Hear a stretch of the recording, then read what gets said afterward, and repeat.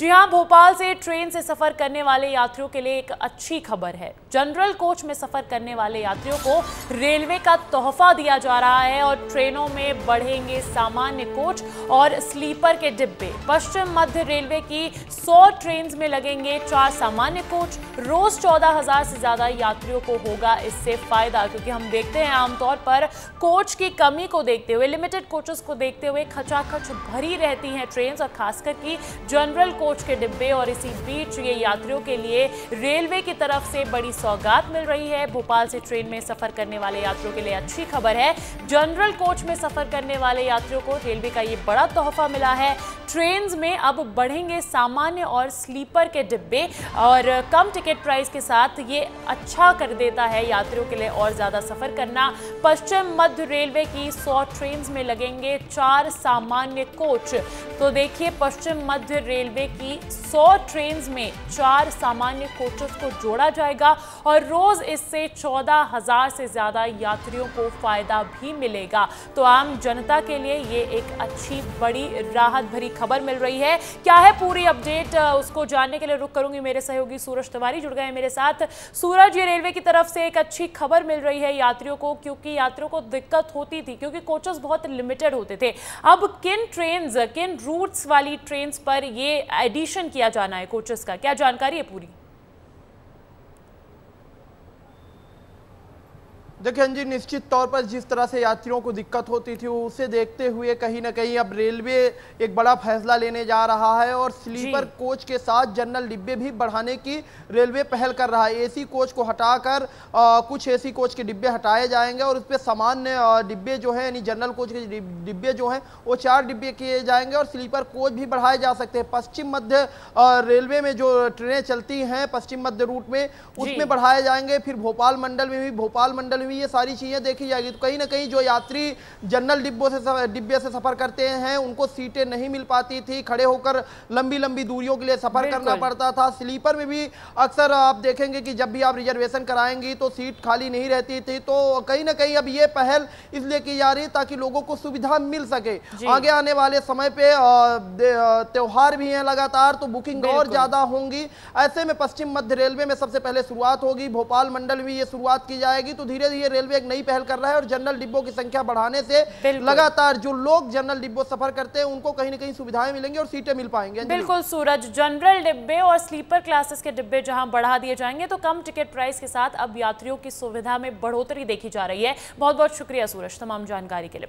और देखिए, अब बात करते हैं कि आज का दिन खास क्यों है, क्योंकि भारतीय पुरातत्व सर्वेक्षण मध्य प्रदेश के धार जिले में 13वीं शताब्दी का स्मारक कहे जाने वाले भोजशाला मंदिर और कमल मौला मस्जिद का वैज्ञानिक सर्वेक्षण पूरा कर लिया गया है। आज एएसआई सर्वेक्षण का 99वां और अंतिम दिन है। 58 दिनों तक चली सर्वेक्षण में कुछ ऐसे ठोस सबूत मिले हैं जो हिंदू पक्ष के दावों को मजबूत करते हैं। गौरतलब है कि पिछले 58 दिनों तक भोजशाला मंदिर कमल मौला मस्जिद परिसर में स्थल की खुदाई करने वाली एएसआई को अपनी रिपोर्ट 2 जुलाई को उच्च न्यायालय को सौंपनी है, क्योंकि मामले में अगली सुनवाई के लिए 4 जुलाई की तारीख तय की गई है। और अब एएसआई सर्वेक्षण के अंतिम रिपोर्ट पर सबकी निगाहें हैं कि कोर्ट को सौंपी गई उसकी रिपोर्ट में आखिर होगा क्या, क्योंकि वक्त पर्याप्त दिया गया है। मध्य प्रदेश हाईकोर्ट ने 11 मार्च को भोजशाला मंदिर कमल मौला मस्जिद की वैज्ञानिक सर्वेक्षण की अनुमति दी थी और बाद में 29 अप्रैल को 8 हफ्ते का अतिरिक्त समय भी दिया था, जो गुरुवार यानी कि आज समाप्त हो गया है। तो ऐसे में अब जो निगाहें हैं वो रिपोर्ट्स पर टिकी हुई है, क्योंकि ये कहीं ना कहीं ऐतिहासिक महत्व भी रखता है ये पूरा मामला। और ऐसे में एएसआई की रिपोर्ट पर भी टिकी होगी हाईकोर्ट के फैसले की पूरी बात। तो भारतीय पुरातत्व सर्वेक्षण मध्य प्रदेश के धार जिले में 13वीं शताब्दी का स्मारक कहे जाने वाले भोजशाला मंदिर कमल मौला मस्जिद का वैज्ञानिक सर्वेक्षण पूरा कर लिया गया है। आज ही के दिन पूरा हो चुका है। आज एएसआई सर्वेक्षण का 99वां और आखिरी दिन है और 98 दिनों तक चली सर्वेक्षण में कुछ ऐसे ठोस सबूत मिले हैं जो हिंदू पक्ष के दावों को मजबूत करते हैं। और देखिए अगली खबर अनूपपुर से। अनूपपुर जिले में प्रशासन की उदासीनता के कारण गौशाला की हालत चिंताजनक हो गई है। गौशाला में गायों की मौत और उसके बाद बिना पंचनामा के उसे खुले में फेंक देने के मामले कई बार सामने आए हैं। वर्तमान में शहडोल सांसद हिमाद्री सिंह के ससुराल के गांव दार सागर की गौशाला में गाय भूख और प्यास से तड़प कर मर रही हैं, जिसे देखने के लिए ना तो कोई जनप्रतिनिधि और ना ही कोई ग्राम पंचायत एजेंसी द्वारा ध्यान दिया जा रहा है। गौशाला को महिला समूह को देने के बाद गौमाता को भूख प्यास से तड़पते हुए मरने के लिए छोड़ दिया गया है। गौशाला की देखरेख का जिम्मा भारतीय महिला समूह को दिया गया है, जहां महिला समूह की महिलाओं की जगह उनके पतियों द्वारा गौशाला की देखरेख की जा रही है। और गौशाला में गायों की देखरेख में इस कदर लापरवाही बरती गई कि बुधवार को 2 गायों की मौत भूख प्यास से तड़पकर हो गई। गौशाला में 2 गाय मृत हालत में पड़ी हुई थी और गौशाला में ताला जड़ा हुआ था। दारसागर गौशाला के अंदर लगभग आधा सैकड़ा से भी ज्यादा पशु अंदर थे, लेकिन उनके खाना और पानी की सुविधा गौशाला में नहीं थी। गौशाला क्या नाम है, किस ग्राम पंचायत में है? शिवकंटक धाम के नाम से चलता है। कौन सी किस ग्राम पंचायत में है? ग्राम पंचायत दारसागर। यहाँ पे 2 पशु मरे पड़े हुए हैं, इसका जिम्मेदार कौन है और क्यों ऐसी स्थितियाँ हैं? नहीं, वो वृद्ध हो चुके हैं। अच्छा। और वृद्ध हो चुके हैं इसलिए भाई ख़त्म हो गए। अभी एक गाय ने बछड़ा डाला है और वो ख़त्म हो गई है, वो कैसे वृद्ध हो गई? नहीं, अभी वो बछड़ा तुरंत का नहीं होगा। खबर पर अपडेट्स लेने के लिए जुड़ गए हैं फोन लाइन पर मेरे साथ मेरे सहयोगी शैलेंद्र विश्वकर्मा। शैलेंद्र, अनूपपुर से बेहद दर्दनाक निंदनीय ये तस्वीर निकलकर सामने आई है। गौशाला आपने रखी है लेकिन आप उसको सुचारू रूप से संचालित कर नहीं पा रहे हैं, क्या है ये पूरा मामला?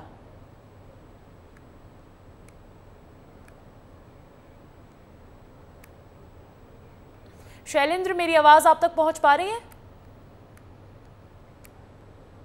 तो कुछ तकनीकी दिक्कत आ रही है, लेकिन निंदनीय ये मामला है क्योंकि यहाँ पर गायों की मौत हो रही है और प्रशासन भी नहीं इसका संज्ञान ले रहा, ना ही कोई जनप्रतिनिधि पहुँच रहा, और जिन पर जिम्मा सौंपा गया है देखभाल का उनके भी पति देखरेख कर रहे हैं, और किस कदर देखरेख कर रहे हैं ये तस्वीर भी जग जाहिर है। देखिए, विस्तार न्यूज की खबर का ये बड़ा असर हुआ है। विस्तार न्यूज ने बंद पड़े मिट्टी परीक्षण केंद्रों की खबर दिखाई थी, बताया था कि कैसे किसान मिट्टी की जांच कराने के लिए दर दर भटक रहे हैं। खबर दिखाए जाने के बाद सरकार ने किसानों के हित में फैसला लिया और अब जल्द ही सभी मिट्टी परीक्षण केंद्र चालू हो जाएंगे। क्या कुछ फायदे निकलेंगे इसके, समझिए इस रिपोर्ट में।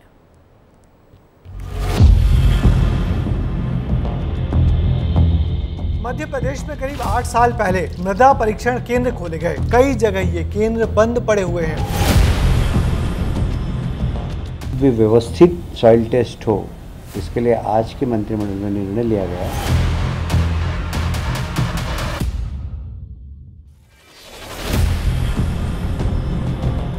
जी हां, इसलिए हम कहते हैं विस्तार न्यूज आपका अपना चैनल।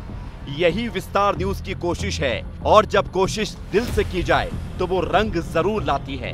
हमारे खास कार्यक्रम विस्तार विशेष में हमने 21 जून को किसानों की समस्या उठाई, मृदा परीक्षण केंद्रों की हालत बताई और बताया कि कैसे ये योजना दम तोड़ रही है, किसान भटक रहे हैं। ये दिन शुक्रवार का था और मंगलवार को अगली कैबिनेट की बैठक थी। सरकार तक हमने बात पहुंचाई और महज 4 दिन के बाद यानी अगली ही कैबिनेट की बैठक में मृदा परीक्षण केंद्रों को लेकर बड़ा फैसला हो गया। किसानों की समस्याओं का हल हो गया और युवाओं के लिए रोजगार के द्वार खुल गए। खबर का असर, मृदा परीक्षण केंद्रों को लेकर सरकार का फैसला। पीपीई मॉडल पर होगा मृदा परीक्षण। एग्रीकल्चर के छात्रों को दिया जाएगा मौका। लाखों युवाओं को मिल सकेगा रोजगार। सहकारी संस्थाओं की मदद भी ली जाएगी। मृदा परीक्षण केंद्र चलाने के लिए आर्थिक मदद की जाएगी ताकि किसानों को मिट्टी की जांच कराने में आसानी हो। एक बहुत ही महत्वपूर्ण निर्णय हुआ है जिसमें हमारे एग्रीकल्चर से पास आउट नौजवानों को रोजगार भी मिलेगा। जो प्रधानमंत्री जी का सपना है सॉइल टेस्ट पर अब भी व्यवस्थित सॉइल टेस्ट हो, इसके लिए आज के मंत्रिमंडल में निर्णय लिया गया। किसानों के लिए ये किसी बड़ी सौगात से कम नहीं है। किसान इस फैसले से कितने खुश हैं, ये जानने से पहले ये जान लेते हैं कि आखिर मध्य प्रदेश में कितने मृदा परीक्षण केंद्रों की सूरत बदलने वाली है। मृदा परीक्षण केंद्र 2015-2016 में शुरू की गई थी ये योजना। एमपी के 53 जिलों में बनाए गए केंद्र, 265 मृदा परीक्षण प्रयोगशाला बनाई गई, करीब 130 करोड़ की लागत से निर्माण हुआ। एक परीक्षण केंद्र पर औसतन 36 लाख रुपए खर्च हुए। यानी हर जिले, हर कस्बे के किसानों को फायदा होगा और इसके लिए किसान विस्तार न्यूज का आभार जता रहे हैं। सबसे पहले तो आपको विस्तार न्यूज को हार्दिक शुभकामनाएं कि आपने ये इतना महत्वपूर्ण निर्णय उठाया और हम मध्य प्रदेश शासन का भी इसमें बहुत आभार व्यक्त करना चाहेंगे कि कैबिनेट ने इतना बढ़िया निर्णय लिया। क्योंकि देखिए, मिट्टी परीक्षण जो भी एक कहना चाहिए कि मूलभूत आवश्यकता है कि हम किसी खेती जब कोई किसान करता है और उस खेती में क्या क्या जो भी माइक्रो न्यूट्रिएंट्स की ज़रूरत है, जो भी उसमें उस मिट्टी को आवश्यकता है, तो उसका समुचित तरीके से परीक्षण हो और वो परीक्षण किसानों को बताया जाए ताकि किसान जो है समुचित तरीके से सही मात्रा में खाद का इस्तेमाल करे, कीटनाशक का इस्तेमाल करे और जिससे कि खेती में उसको उचित लाभ मिल सके। कि आपके विस्तार न्यूज़ के माध्यम से जो चैनल में प्रकाशित हुई थी खबर, तो प्रदेश की सरकार ने इस विषय को गंभीरता से लिया कि आज के दौर में जो औद्योगिक तथा उद्यमी युवा हैं, वो मिट्टी का परीक्षण होने से ये तय होगा कि उनके खेतों में, उनके प्लांटों में कौन सी उपज होनी है। इसके लिए वो अनिवार्य चीज़ें हो गई हैं। सरकार के इस फैसले से खेती की सूरत बदलने वाली है। किसानों को मिट्टी की जांच कराना आसान होगा तो युवाओं के लिए भी बड़ी सौगात है और हमें खुशी है कि इस फैसले में विस्तार न्यूज ने किसानों और सरकार के बीच कड़ी बनकर अपनी जिम्मेदारी निभाने का काम किया, क्योंकि हम तो कहते ही हैं, विस्तार न्यूज आपका अपना चैनल। अब फिर से मिट्टी परीक्षण केंद्र खोले जाएंगे और इसके लिए सबसे पहले युवाओं को प्रशिक्षित किया जाएगा और इसके बाद उन मिट्टी परीक्षण केंद्रों को युवाओं को ही हैंडओवर कर दिया जाएगा। इससे युवाओं को रोजगार भी मिल पाएगा। साथ ही साथ मिट्टी का परीक्षण होने के बाद किसान सही फसल का उत्पादन अपने खेतों पर कर पाएंगे। यानी विस्तार न्यूज़ की खबर का बेहद असर हुआ है और मध्य प्रदेश कैबिनेट में बड़ा फैसला लिया गया है। वीडियो जर्नलिस्ट आशुतोष के साथ विवेक तिवारी, विस्तार न्यूज़। बढ़ते हैं अगली खबर की ओर। डिंडोरी से मिल रही है। मध्य प्रदेश के आदिवासी बाहुल्य डिंडोरी जिला में एक बार फिर सरकारी राशन की हेराफेरी का मामला सामने आया है, जहां पर जिनके हाथों में गरीबों को राशन बांटने का जिम्मा है, वो ही इनके हक पर सेंध लगा रहे हैं। दरअसल पूरा मामला शहपुरा के शासकीय उचित मूल्य दुकान अमेरा और राखी का है, जहां पर उपभोक्ताओं को राशन से वंचित किया गया है। फिलहाल पूरे मामले की शिकायत शहपुरा थाने में की गई है, जिसके बाद पुलिस मामले की जांच कर रही है। दल सिंह बरपड़े द्वारा लगभग 800 क्विंटल खाद्यान्न की हेराफेरी करना पाया गया, जिसका लागत मूल्य लगभग 33 लाख करीब होता है। तो इस संबंध में मेरे द्वारा थाने में जो है FIR दर्ज कराई और कलेक्टर महोदय SDM महोदय के निर्देश पर ये मामला जो है दर्ज किया। आगे बढ़ते हैं, बात करते हैं ग्वालियर में रेत माफियाओं के आतंक की। ग्वालियर में रेत माफियाओं की दबंगई इतनी बढ़ गई है कि अब वो शासन प्रशासन को ही आंखें दिखाने लगे हैं। रेत माफिया ने रेत से भरे डंपर को रोकने का प्रयास करने पर खनिज विभाग के अफसरों को कुचलने का प्रयास किया है। ये रिपोर्ट दिखाते हैं आपको इस पर। रेत माफियाओं के हौसले इतने बुलंद हैं कि उनके अंदर से शायद कानून का डर भी निकल चुका है। हम ऐसा इसलिए कह रहे हैं क्योंकि ग्वालियर के इन माफियाओं ने रेत से भरे डंपर को रोकने का प्रयास करने पर खनिज विभाग के अफसरों को कुचलने का प्रयास किया। ये माफिया यहीं पर नहीं रुके। जब खनिज विभाग की टीम ने इनका पीछा किया तो उन्होंने डंपर से उतरकर लोहे की रॉड निकालकर खनिज अधिकारी और उनकी टीम पर हमला कर दिया। रेत माफिया ने बंदूक की दम पर सड़क पर ही डंपर में भरी रेत को डंप कर दिया और सबके सामने से डंपर लेकर फरार हो गए। इस आरोपी के हौसले इतने बुलंद थे कि इन्होंने खनिज विभाग के अधिकारियों को गोली से मारने की धमकी दे डाली। जांच में पता चला कि डंपर पर लिखा रजिस्ट्रेशन नंबर तक फर्जी है, जिसके बाद अब खनिज विभाग के अफसरों ने मुरार थाना में FIR दर्ज कराई है। इस मामले में CSP मुरार राजीव जंगले का कहना है कि खनिज विभाग पर हमला करने के चलते शासकीय कार्य में बाधा सहित धोखाधड़ी का मामला दर्ज कर आरोपी की तलाश की जा रही है। बड़ा गांव के पास राइजिंग स्कूल के पास रोका तो ट्रैक्टर चालक द्वारा अभद्रता व्यवहार करके शासकीय कार्य में बाधा डाली गई व धमकी दी गई। तो राजेश गंगेली जी की रिपोर्ट पर शासकीय कार्य में बाधा उत्पन्न करने का अपराध पंजीबद्ध किया गया है। बताया गया कि बिजौली रोड पर चेकिंग के दौरान एक डंपर जिसका नंबर MP07 ZQ7931 है, करीब 30 घन मीटर रेत भरकर चल रहा था। जब खनिज विभाग की टीम ने इस डंपर को रोकने का प्रयास किया तो चालक ने उन्हें कुचलने की कोशिश की और जब खनिज विभाग की टीम ने इन आरोपियों का पीछा किया तो बड़ा गांव पुल के पास चालक ने डंपर रोक दिया। यहां पर वाहन चालक और डंपर मालिक गोविंद सिंह ने अन्य व्यक्तियों के साथ आकर खनिज दल के साथ गाली गलौज और बदसलूकी की और इन सभी अधिकारियों को राइफल से मारने की धमकी भी दी। अचानक हुए हमले के बाद खनिज विभाग का पूरा स्टाफ घबरा गया और भागकर अपनी जान बचाई। इसके बाद बंदूक की दम पर डंपर मालिक और चालक डंपर को लेकर भाग गए। अब देखना होगा कि पुलिस इन सभी आरोपियों को कितनी जल्दी पकड़ पाती है। ब्यूरो रिपोर्ट, विस्तार न्यूज। अच्छा, आमतौर पर जब विकास किया जाता है तो कहीं ना कहीं इसका कोई ना कोई खामियाजा भी भुगत रहा होता है, किसी ना किसी को नुकसान भी हो रहा होता है। इस खबर को जानिए पन्ना से। पन्ना टाइगर रिजर्व को आबाद करने के लिए कई गांव विस्थापित किए गए थे और आज पन्ना टाइगर रिजर्व देश दुनिया में प्रसिद्ध हो चुका है। लेकिन पेपर टोला और सूरजपुरा के विस्थापित परिवार वन राजस्व सीमा विवाद की वजह से 20 सालों से भटक रहे हैं, जिसके चलते सैकड़ों लोगों ने पन्ना टाइगर रिजर्व की क्षेत्र संचालक को ज्ञापन सौंपा है और पुरानी जमीन वापस लौटाने की मांग भी उठाई है। नहीं करवे यहाँ के हमारी व्यवस्था कछु नहीं बना है, जो बनी थी बेवरे कुछ नहीं हमें दे रहे। आज 20 साल भगे हैं, पीपटोला सूरजपुरा से हम आए हैं तो कहा कि अब ये जागन बारी है तब अपनी नहीं भी बता रहा ना हम कुछ बता रहे या वो हमारे यहाँ से 20 साल से हमारे जमीन जूत रही है।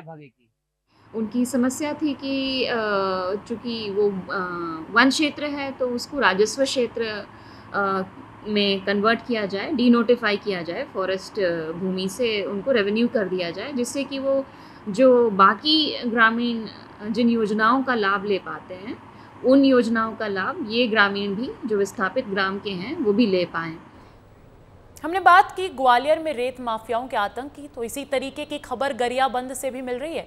गरियाबंद के देवभोग में रेत माफियाओं की दबंगई का मामला सामने आया है। गरियाबंद पहुंचे स्वास्थ्य मंत्री के सामने ग्रामीण पूर्व रेत ठेकेदार के खिलाफ जब शिकायत लेकर पहुंचे तो इसका खुलासा हुआ कि लोगों को रोकने वाले माफिया ने खुद गुपचुप तरीके से रेत का अवैध परिवहन कर कई जगह भंडारण किया है। साथ ही ग्रामीणों ने प्रशासन पर भी गंभीर आरोप लगाए हैं। शिकायत पर मंत्री के निर्देश के बाद अब जाकर प्रशासन भी कार्रवाई की बात कर रहा है। अवैध भंडारण और अवैध खनन के लिए जो शिकायत हुई है उसका जैसे कि अभी तो बरसात का सीजन आ चुका है, बरसात के सीजन के अनुसार नियमानुसार किसी भी प्रकार का जो लीज भी रहता है वो भी लीज खत्म हो जाता है, लीज क्योंकि इस समय बरसात के सीजन में चलता नहीं। तो इस समय में अगर कोई अवैध उत्खनन करता पाया जाएगा तो उसके ऊपर बिल्कुल कार्रवाई। हमारे यहाँ छोटे से बड़े पूरा गरीब लोग भी जो प्रधानमंत्री आवास मिला है, रेती का काम रेती ढुलाई करने के लिए तो गाड़ी रेती की आवश्यकता होता है। जो कहीं भी ट्रैक्टर ढुलाई होता है तो सतीश द्वारा और तहसीलदार दोनों जाके गाड़ी को जब्ती करते हैं और डराते हैं, धमकाते हैं। इसी कारण ये रेती के लिए शिकायत हम अभी आए थे मंत्री की। और देखिए, राहुल गांधी को नेता प्रतिपक्ष का पद मिल गया है और राहुल गांधी के नेता प्रतिपक्ष बनने पर जिला कांग्रेस कमेटी ने आतिशबाजी कर खुशियां मनाई और मिठाइयां बांटी। अखिल भारतीय कांग्रेस कमेटी के पूर्व अध्यक्ष, देश के युवा नेता राहुल गांधी के नेता प्रतिपक्ष नियुक्त होने पर कांग्रेस भवन कवर्धा में कार्यकर्ताओं ने आतिशबाजी कर जश्न मनाया और इस दौरान बड़ी संख्या में कांग्रेसी कार्यकर्ता भी मौजूद रहे। खासा उत्साह देखा जा रहा है कांग्रेस नेताओं के बीच जब से राहुल गांधी को नेता प्रतिपक्ष बनाया गया है और यही जश्न देखने को मिला कवर्धा में भी।